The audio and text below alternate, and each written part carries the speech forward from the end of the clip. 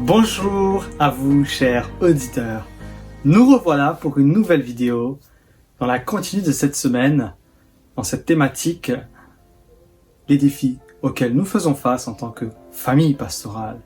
Et aujourd'hui, Olivia partagera dans cette vidéo, en tout cas, un sujet qui parlera de mon rôle, à moi notamment, en tant que père, en tant que papa, mais aussi en tant que mari, et enfin en tant que pasteur, en tant que ministère, mais aussi cette responsabilité que nous avons tous finalement aux yeux de Dieu. Sans plus tarder, je lui laisse la parole.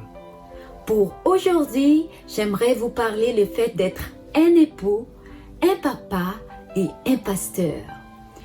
Déjà, Satan a essayé de détruire le couple que Dieu a créé. Et il a détruit cette famille par rapport à Caïn qui a tué son frère. Et maintenant, sa première cible, ce sont les dirigeants de nos églises. Être un époux, un papa et en même temps un pasteur, c'est un défi. Et aussi une vocation, parce que sinon ce ne sera pas possible pour la personne d'être en même temps tout ça sans Dieu dans sa vie. Justement, comme j'ai déjà dit dans une de nos vidéos de cette semaine, être un pasteur n'est pas un travail comme les autres, c'est un ministère.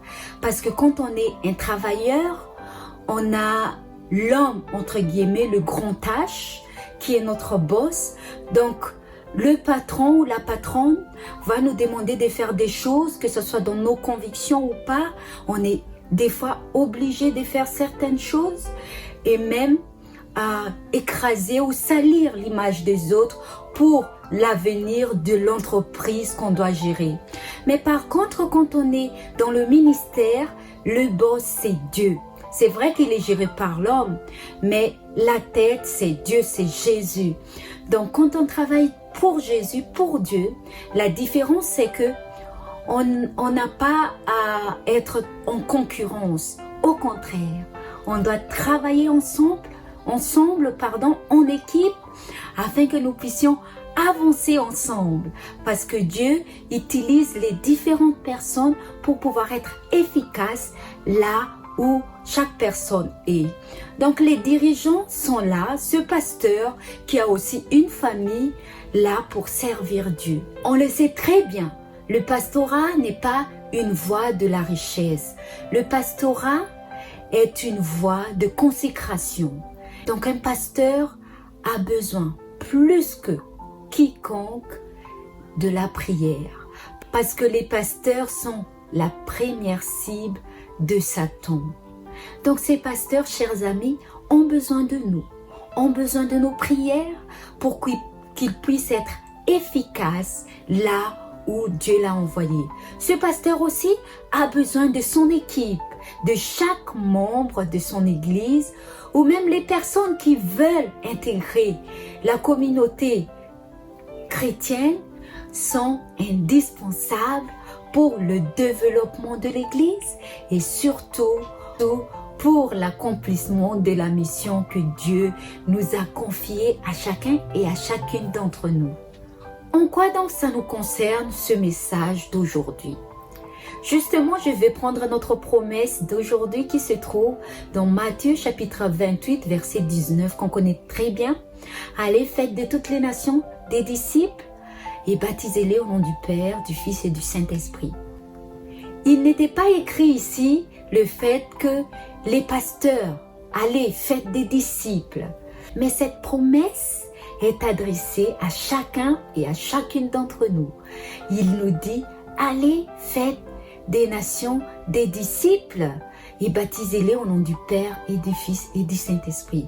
Donc là, il y a certaines choses que nous, on doit faire notre part et le pasteur aussi fait sa part.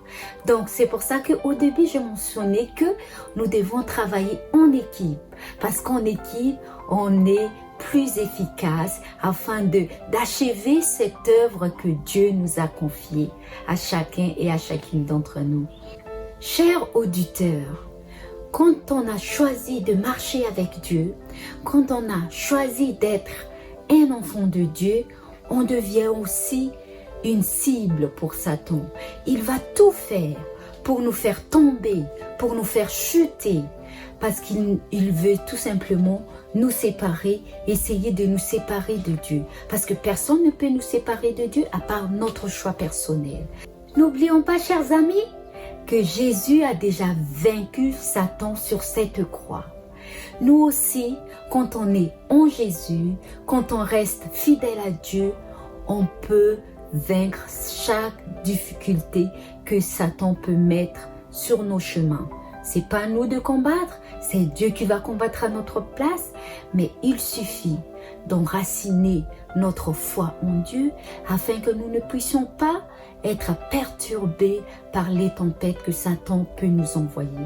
Donc ma prière pour nous aujourd'hui, chers auditeurs, c'est que nous puissions toujours marcher avec Dieu, même s'il y a les épines que Satan va envoyer sur nos chemins, que nous puissions avoir cette assurance qu'on a la victoire en Jésus, que le Saint-Esprit nous guide afin que nous puissions toujours être plus que vainqueurs parce que nous demeurons en Jésus.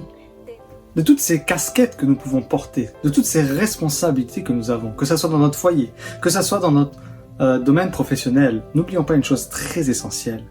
La plus grande responsabilité, c'est vis-à-vis de Dieu. Et pour cela, nous avons besoin de travailler en équipe. Nous avons besoin d'être soutenus les uns par les autres afin de parvenir à remplir correctement ce rôle, à remplir correctement, à répondre du moins plutôt, je dirais, aux attentes que Dieu a placées par rapport à moi, par rapport à vous, par rapport aux uns et aux autres. Nous avons tous un potentiel que Dieu veut développer. Et pour cela, que nous puissions continuer à lui faire confiance et marcher sans cesse avec lui afin que nous puissions être épanouis dans notre foyer, dans notre milieu professionnel et aussi dans le domaine spirituel. Merci de votre écoute encore et merci de votre fidélité. Je vous donne rendez-vous pour une prochaine vidéo demain. Ce sera la dernière des 5 défis auxquels nous, famille pastorale, faisons face notamment.